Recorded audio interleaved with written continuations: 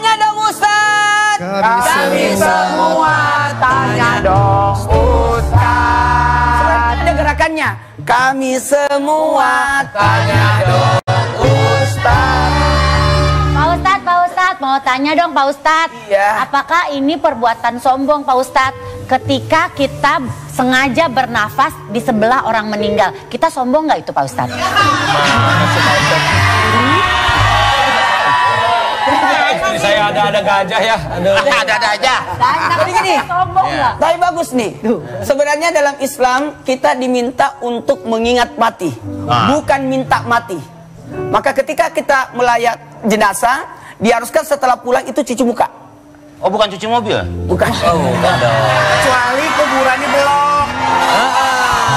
Bisa juga. Iya, Kalau bisa. kuburannya belum, Pak Ustadz, cuci mobil.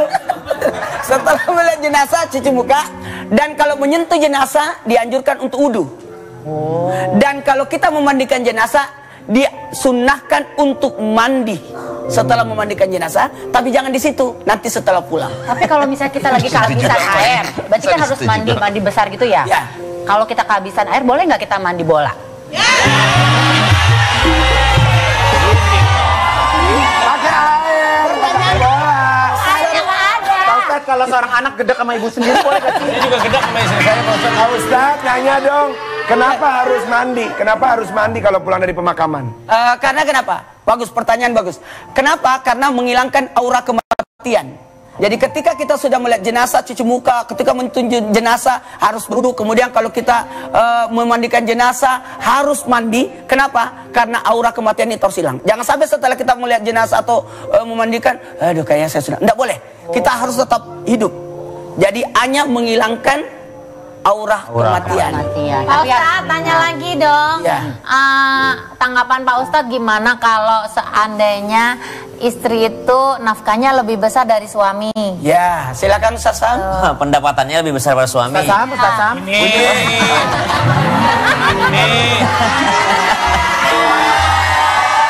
Biasanya kan Ustadz Sam ada di sini. Iya. Ini kan ada. Iya, aku jadi Ustadz Rapi. Ya. Jadi namanya rezeki ada sesuatu yang tidak bisa kita kendalikan ya. Ada yang memang Allah Subhanahu wa taala. Allahu yabsutur rizqa liman yasha'u min ibadihi wa yaqdir. Dialah Allah yang melapangkan rezeki, dia juga Allah yang menyempitkan rezeki. Jadi tidak bisa kita atur yang mana yang lebih banyak. Bisa jadi istrinya memang lebih banyak, bisa jadi juga suaminya lebih banyak. Tapi harus tahu yang mana yang punya kewajiban, yang mana yang punya hak. Bagaimanapun besarnya pendapatan istri, tetap yang wajib memberi nafkah adalah suami. Betapapun besarnya pendapatan istri, tetap yang menjadi pimpinan tetap suami. Jadi betapa besar pun penghasilan pada istri, yang menjadi imam rumah tangga tetap suami. Tidak akan pernah digantikan oleh sang istri. Wallahu ta'ala a'lam. Karena yang namanya istri tetap makmum. Ya. Bagaimanapun hebatnya istri, tidak mungkin ada istri yang jadi imam ketika sholat. Dan mohon maaf, terima kasih banyak kepada wanita-wanita hebat. Karena wanita itu tidak boleh tinggal diam. Wanita harus banyak gerak.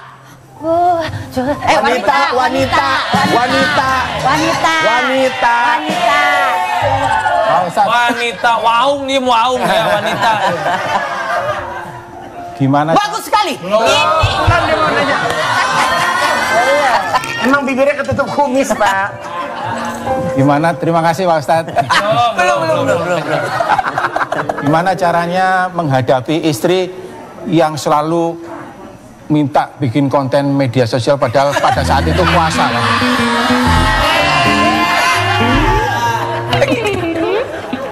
Satu hal buat kita, wanita itu memiliki 17.000 sampai 20.000 kata-kata satu hari. Wow, banyak. Laki-laki hanya 5 sampai 7.000. Jadi makanya wanita itu, makanya biarkanlah istri itu berkarya, biarkanlah istri itu pergi pengajian, jadi sampai di rumah sudah lobet. Udah capek ya, Pak Udah Ustadz capek. ya.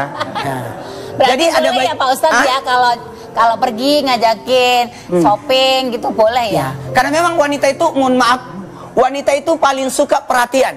Makanya wanita paling suka pergi ke mall. Karena di mall ada perhatian-perhatian.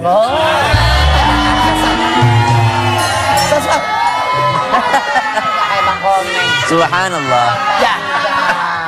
Maka dari itu tugasnya kita sebagai pemimpin, sebagai imam adalah mengarahkan saja. Selama itu adalah sesuatu yang halal, maka silahkan didukung. Selama itu adalah sesuatu yang berbahaya, maka silahkan dihalangi. Tidak Karena tugasnya untuk melindungi istri. Betul. Begitu saya mau melindungi istri saya dulu Pak Ustadz. Hah? Aku dong. Bukan istri yang lain yang di rumah yang aslinya.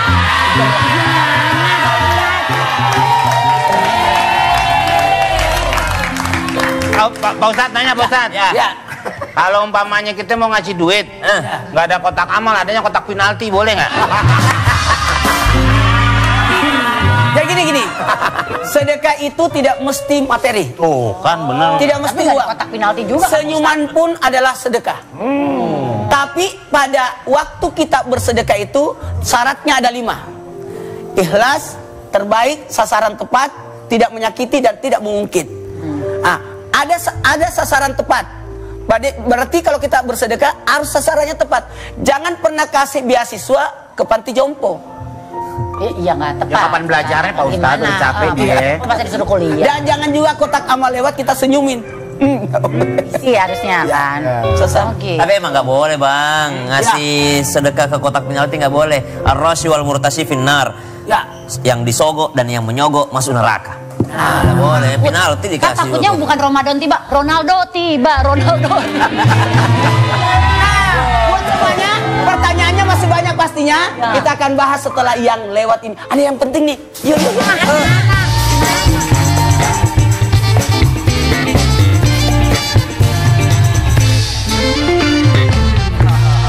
Itu Jadi ini kan bentar lagi buka puasa. Ya, betul. Biasa ibu-ibu kan pasti mau nanya masakan-masakan yang enak. Menu-menu yang enak untuk buka puasa ataupun juga sahur nanti ya. Bener. Abisnya istri saya tuh, aduh kalau masak di rumah kurang bagus. Itu nggak bisa masak? Iya bukan yang nggak bisa masak, masakannya itu aja. Bosen pasti ya? Iya, saya bilang suruh pakai airnya agak asin, dikasihnya air laut. Ya bagaimana saya mau makan enak, saya bingung. Itu rasanya gimana kalau pakai air laut? Kan memang asin sih, tapi kan nggak Saya diperuntukkan minta buat makan. cumi saus tiram, dikasihnya sama istri saya kecoa saus tiram. Bagaimana coba Pak Ustadz? Pak Ustadz, Chef. Istri macam apa kayak gitu? Makanya istri saya mah kacau masaknya, aneh. Kacau. Aku dengar ya. Kamu ngomongin aku kan? Iya. Salah ya? Iya. Enggak ngomongin mama. Enggak. Enggak ngomong, cuman bilang aja mama tuh masaknya kurang bagus. Bukan, kamu bilang aku nggak bisa masak kan? Iya. Mama, enggak begitu, Ma. Enggak begitu. Tadi dibilang masakannya mau asin pakai air laut. Tuh. Ampun. Mau diminta cumi atau apa udang saus siram, dikasih masakannya yang apa tadi? Coa ya. Bagian terakhir minta air yang manis, dikasih air shotgun. Saya ditembak, saya bingung sama istri saya itu.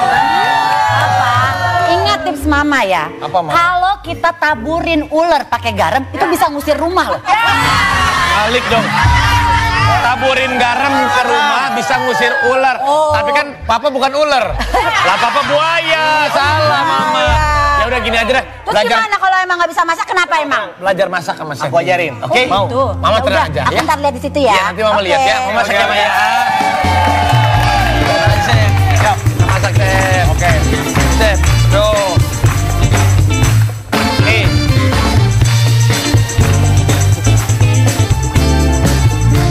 Alhamdulillah.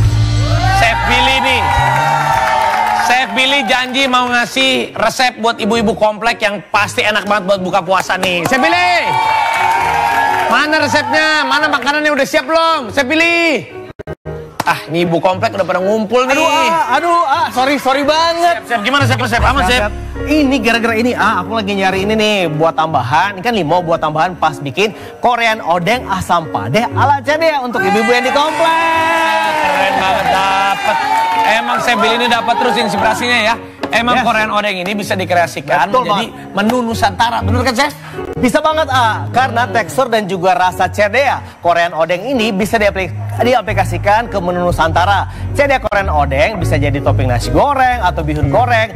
Jadi cedea Korean odeng bisa dipotong kecil-kecil, memanjang atau sebagai pengantin telur tuh. Karena cedea odeng ini kan juga bisa dibikin mendoan atau menu apa lagi ya. Pokoknya banyak banget. Pantesan kirain cedea Korean odeng ini hanya bisa buat odeng-odeng oseng-osengan aja, enggak ya? Enggak, Ini semua ya.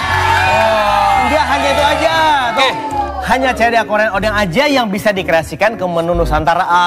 Odeng yang lain belum tentu bisa karena rasa CDA Korean Odeng itu khas Korea banget, praktis dikreasikan ke berbagai menu Nusantara. CDA juga sangat cocok untuk menu sahur atau menu berbuka puasa. Bener banget. Nah, kalau ibu-ibu mau tahu CDA Korean Odeng bisa diapain aja, gimana, Chef? Nah, kalau mau tahu kreasi resep CDA bisa dilihat di Instagram atau YouTube CDA Seafood @CDA Seafood. Banyak banget kreasi resep CDA yang bisa kita coba di rumah. Cara yang masak praktis dan juga rasanya enak banget. Nah, nanti aku minta istri aku bikin cobain kreasi resep CDA. Ya nggak? Nah, lebih enak lagi nih ya, sambil kita menunggu buka puasa, kita bagi-bagi THR nih. Oke dong. Let's go, Chef. Udah ada 5 orang pemenang dari sosial media CDA Seafood kemarin ya. Betul banget. Ini dia pemenangnya. Selamat, kamu dapat Rp400.000. Jangan lupa dipotong aja. Nah, buat semuanya yang mau santai buka puasa sambil dapat THR dari CDA, langsung cek Instagramnya @transtv_corp, juga Instagramnya dan TikToknya @CDA Seafood. CDA setiap harinya akan bagi-bagi hadiah Rp2 juta untuk 5 orang pemenang. Odeng asli ya, CDA, ikan olahan bermutu.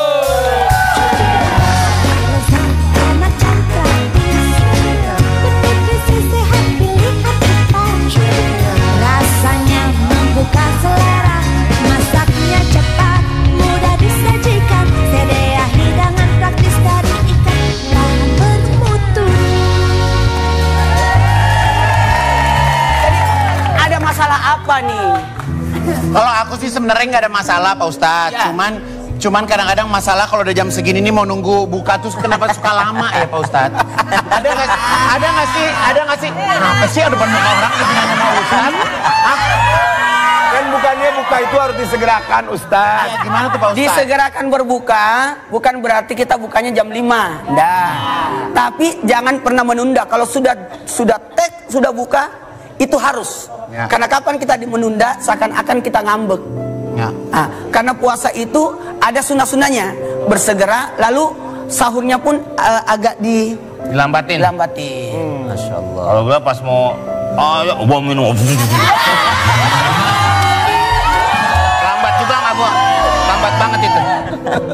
Kenapa kalau misalnya kita lagi di studio nih, kalau udah mau buka pasti kan Pak Ustadz teriak ya. Teriak. 5, 4, 3, 2, 1. Kita ngumpet semua lari. Jangan ngumpet buka lah minum. Ngumpet gitu. Karena Pak Ustadz ngajak tak ngumpet. Karena puasa itu harus dijagain. Jangan sampai ada buka sebelum waktunya. Jadi kita harus jaga. Per detiknya pun harus dijaga. Makanya karena berpuasalah karena engkau melihat dan berbukalah ketika engkau melihat. Iya, seperti itu. Kalau nggak ngeliat nggak ngeh gitu. Dan memang Allah Subhanahu wa taala katakan dalam Al-Qur'an. Nggak tahu. Udah ajan belum ya? Silakan, Pak. Kata Allah dalam Al-Qur'an, yuridullahu bikumul yusra wa la yuridu bikumul usra. ولتكملوا العدة ولتكبروا الله على ما هداكم ولعلكم تشكرون. Puasa itu memang bukan untuk menyulitkan, tapi untuk memudahkan. Makanya dikatakan ada orang ketika datang buka puasa tiba-tiba langsung minum banyak gitu. Kenapa? Itu adalah sebuah kebahagiaan. Dua kebahagiaan orang yang berpuasa. Ketika dia berbuka dan ketika dia bertemu dengan Allah Subhanahu wa taala. Apakah ketika berbuka ini adalah karena dia melihat banyak makanan? Tentu bukan. Kebahagiaannya orang berbuka puasa itu karena dia merasa berhasil melewati. Dia merasa berhasil, walaupun gak ada yang lihat saya tadi, saya tetap berhasil nahan puasa saya. Walaupun gak ada yang jagain saya tetap gak berbuka puasa sembunyi-sembunyi. Maka dia sangat bahagia ketika dia berbuka puasa karena dia merasa berhasil melewatinya. Itulah bentuk orang yang begitu cinta kepada ibadah kepada Allah Subhanahu wa ta'ala. Karena puasa itu pengendalian. 1, 2, 3. Pengendalian. 1, 2, 3. Pengendalian. 3, 2, 1. Mengendalikan. Apa yang dikendalikan? Yang dikendalikan itu adalah nafsu. Jadi sebenarnya puasa itu yang diserang bukan perut, tapi puasa itu yang diserang adalah nafsu. Sehingga ketika orang berpuasa itu, mohon maaf, ngantuk. Oh iya bener. Gak puasa juga emang ngantuk aja bawaannya. Bener. Padahal ngerasa kayak tidur cukup aja kan. Tuh kan nih ngantuk nih kan. Itu Karena yang diserang adalah makanya kalau lapar pun saya rasa Masya Allah tabarakallah, anak kecil pun bisa berpuasa. Karena ternyata ada rahasia nih. Apa itu? Apa Ustaz?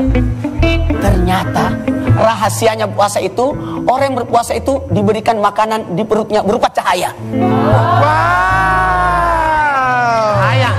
Cahaya. Cahaya apa Ustaz? Saya kalau nyaur cak kangkung. Karena niatnya berubah jadi cahaya. Ada 3 manusia diberi makan oleh Allah berupa makanan cahaya. Yang pertama orang sakit. Makanya orang sakit walaupun dipaksa makan, aku udah kenyang. Karena perasaannya itu dimasukkan. Lu pasti sehat. Nah, yang Kemarin puasa. Pak. yang puasa. Yang sakit. Yang sakit. Enggak, saya enggak sakit. Sehat. Kata Ustaz. Yang ketiga, yang diberi makan oleh Allah orang berpuasa karena niatnya, orang sakit karena kondisinya, dan yang ketiga orang gila.